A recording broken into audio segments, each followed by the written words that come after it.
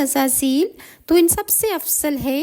مجھے اچھی طرح یاد ہے کہ ایک دو بار مجھے حضرت جبرائیل اور حضرت میکائیل نے سمجھانے کی بڑی کوشش کی، لیکن میری عقل پر غرور اور تکبر کے بادل چھا گئے تھے، آنکھوں پر روحانیت کا پردہ پڑ گیا تھا، کان واعظ و نصیحت سننے سے قاصر ہو گئے تو پھر تباہی اور بربادی مقدر ضرور بن جاتی ہے۔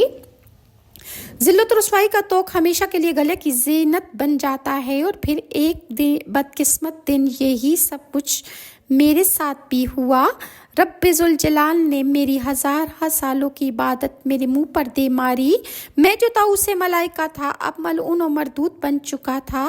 مجھے حضرت انسان کا کھلا دشمن قرار دے کر لعنت اللہ کے لقب سے نواز دیا گیا۔ اب میں شر کی طاغوتی قوت میں تبدیل ہو کر بدی اور برائی کی سب سے بڑی علامت بن چکا